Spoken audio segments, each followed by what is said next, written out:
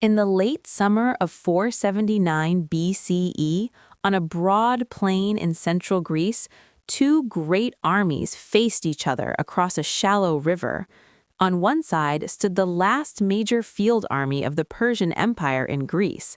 On the other stood a coalition of Greek city-states, Spartans, Athenians, Corinthians, Megarians, and many others, determined to finish the war that had begun with Marathon and flared again at Thermopylae and Salamis. The ancient Greeks called the nearby town Plataea, or Plataea. Today, its site lies near the modern village of Plataeis in the region of Boeotia in central Greece. What happened on that ground would decide whether the Persians kept a foothold on Greek soil or whether the second great invasion of Greece was driven out for good. 10 years earlier, at Marathon, a Persian expedition had been defeated by Athenian and Plataean hoplites. In 480 BCE, King Xerxes I had returned with a much larger force. His armies had broken through at Thermopylae, burned Athens, and then suffered a shocking naval defeat at Salamis in the narrow straits off the Athenian coast. After Salamis, Xerxes realized he could not easily supply his huge army deep in Greece without firm control of the sea. He chose to withdraw with part of his forces back to Asia. But he did not abandon the campaign entirely. He left behind a large, carefully chosen army under his trusted general and relative, Mardonius. This field force still numbered in the tens of thousands, supported by Greek allies who had sided with Persia, especially Thebes. Its task was to finish the conquest of Greece if it could, or at least force the Greek cities into a favorable peace. Over the winter and into the next year, Mardonius regrouped his troops in northern and central Greece, especially in Thessaly and Boeotia. He tried a different approach from sheer force. He sent envoys offering Athens generous terms if they would abandon the Greek alliance. The Athenians rejected these offers, even though their city had been burned and many of their people were still refugees.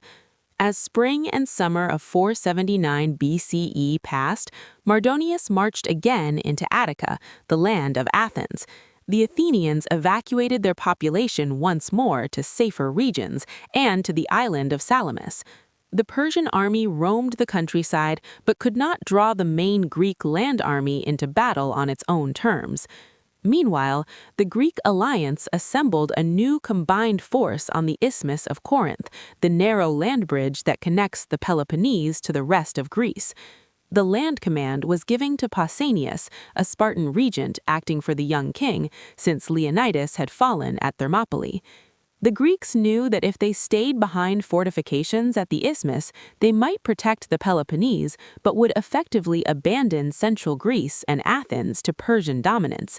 The Athenians demanded that the allies march north to confront Mardonius. After debate, the allies agreed. The Greek army set out through the passes of Mount Cithaeron toward Boeotia. Columns of hoplites, heavily armed citizen soldiers, tramped along rough roads, their long spears slung over shoulders, large round shields jangling as they walked. Spartans with their distinctive red cloaks, Athenians with plumed helmets, contingents from Corinth, Megara, Plataea itself, and many other cities, together they formed perhaps 70,000 to 80,000 fighting men and camp followers, though exact numbers are debated. Mardonius chose his position carefully. He established his camp on a flat plain near the Asopus River, not far from the town of Plataea. His army, made up of Persians, Medes, and other subject peoples, including Greek allies such as the Thebans, built a substantial fortified camp with a wooden palisade. Around it spread lines of tents, enclosures for horses, and stores of food and equipment. From there, he could threaten both the Greeks and the routes back to Attica. Facing him, Pausanias and the Greeks set up camp nearer the foothills and ridges near Plataea, on higher ground that offered some protection and better access to springs and streams.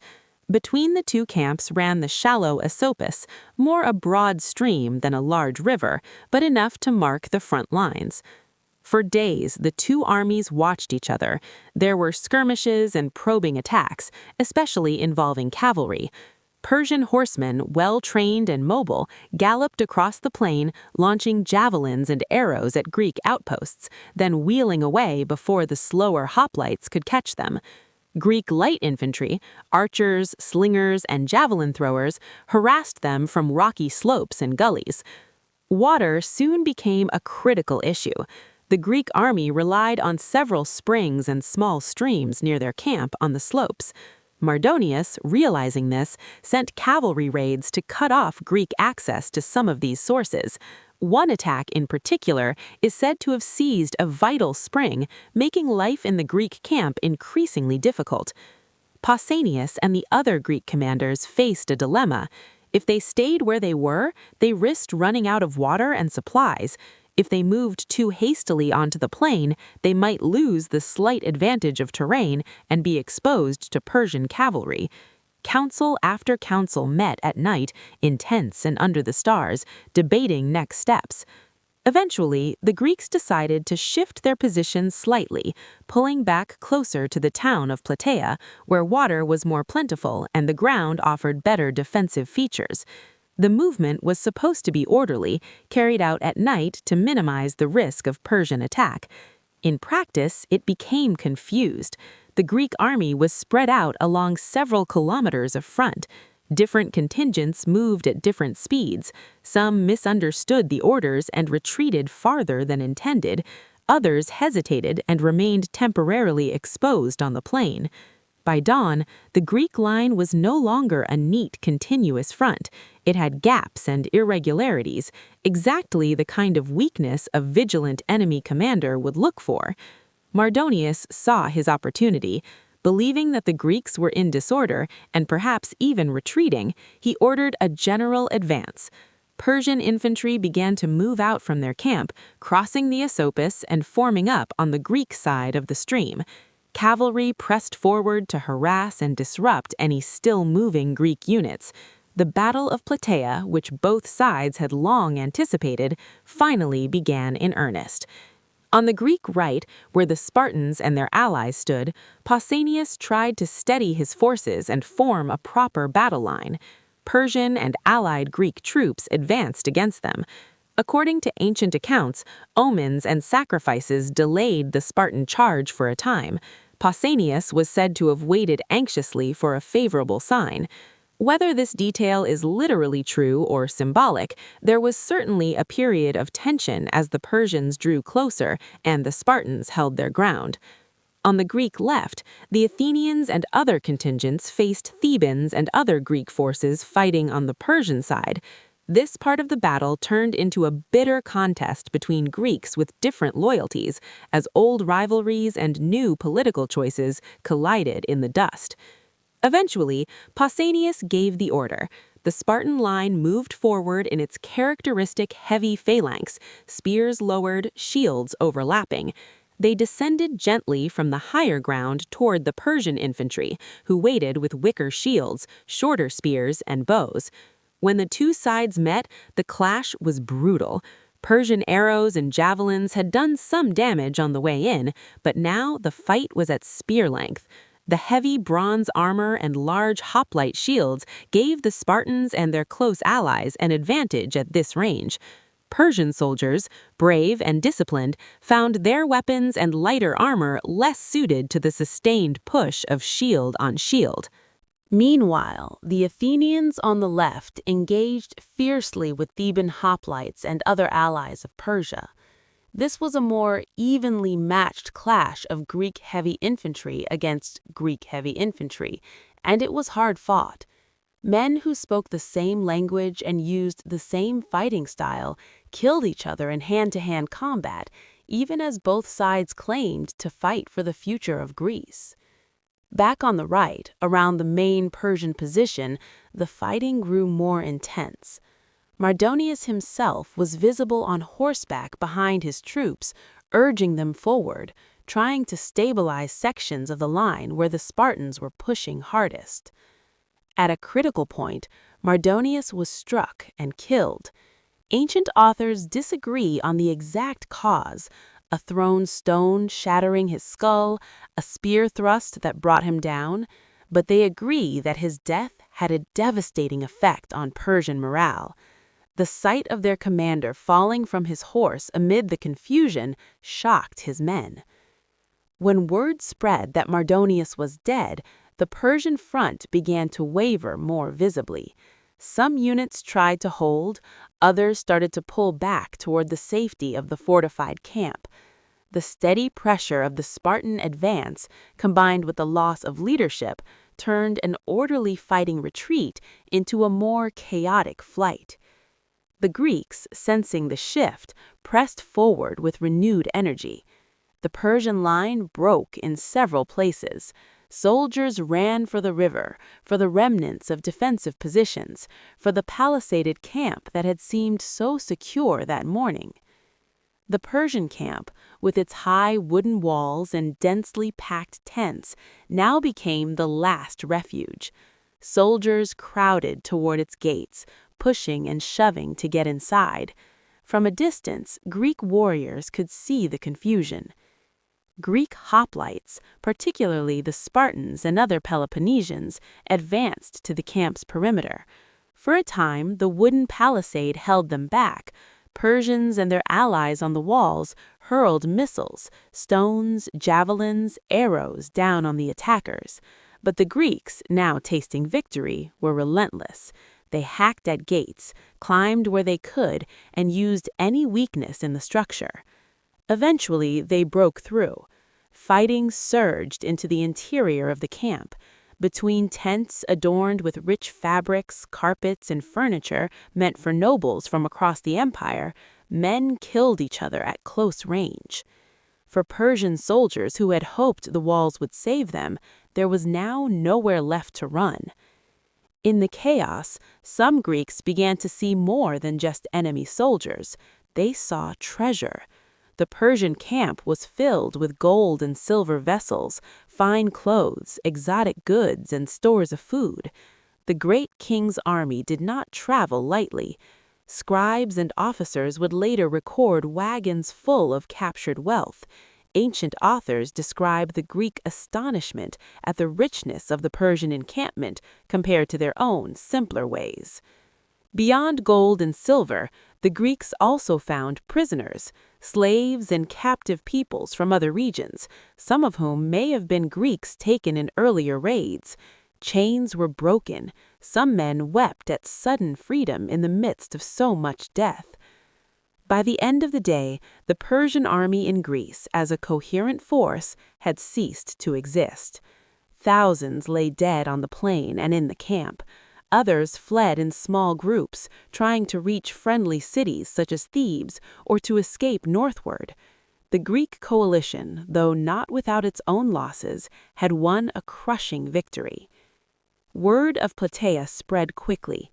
Messengers ran and rode south to carry the news. In Athens, people who had seen their city burned twice within a few years now heard that the invaders' land army had been destroyed. In Sparta, the ephors and elders learned that their regent Pausanias had led the allied army to a decisive win. On the same day, according to some accounts, or very close in time, the Greek fleet won another victory over Persian forces at Mycale on the coast of Asia Minor. Together, Plataea on land and Mycale at sea marked the end of Xerxes' attempt to conquer mainland Greece. After the battle, the Greeks held ceremonies of thanks. On the field near Plataea, near ancient Plataea, now Plataeis, they erected a trophy, a victory monument decorated with captured armor and inscriptions. They honored the Plataeans for hosting the army and suffering near their homes. They offered a portion of the captured spoils to the gods at major sanctuaries such as Delphi and Olympia. Inscriptions were carved listing the city-states that had stood together. Poets composed verses about the twin victories of Salamis and Plataea, celebrating the courage of free citizens against imperial power. Children grew up hearing how their fathers and grandfathers had driven the great king's army out of their land. In Thebes and other cities that had sided with Persia, The aftermath was harsher. Greek assemblies debated how to treat those who had Medized, a Greek word meaning to adopt the Persian side. Some communities faced punishments, fines, or changes in government. Over time, Plataea came to be seen as the final act in the great drama of the Persian invasions: Marathon, Thermopylae, Salamis, and then this last land battle that broke the back of imperial ambitions in Greece. The physical site changed as fields were plowed, villages built and rebuilt, and the course of small streams shifted, yet the memory of what had happened there remained. In the modern era, archaeologists and historians have tried to pinpoint the exact locations of the Greek and Persian camps, the main clash, and the fortified enclosure. The landscape around modern Plataeus still shows the relationship between foothills, plain, and watercourses, though erosion and human use have altered the details. Surveys and small excavations have found weapons, fragments of armor, and other traces from the classical period, though tying any one item directly to the battle is difficult. Maps in books and on classroom walls show Cithaeron's ridges, the line of the Esopus, and arrows marking the movements of Pausanias and Mardonius. Museum displays in Greece and elsewhere exhibit spearheads, arrowheads, and helmets of the era, letting visitors imagine what it was like to stand in a phalanx or ride with cavalry across those fields. When we speak today about the Battle of Plataea, we are talking about more than just one clash of arms near an old Boeotian town, whose ruins stand by the modern village of Plataeis. We are talking about the moment when the great invasion launched by Xerxes finally shattered on the combined will of many small cities, acting together. After Plataea, the war did not end overnight. There were further campaigns, shift in alliances, and new rivalries among the Greeks themselves. But never again would a Persian king march such a vast army into the heart of Greece. The second Persian invasion had been stopped. In that sense, Plataea stands alongside Marathon, Thermopylae, and Salamis as one of the turning points of the ancient Mediterranean. Fought on the soil of Boeotia, near ancient Plataea, today's Plataeis, but felt in the politics, art, and memory of Greece and beyond for centuries to come.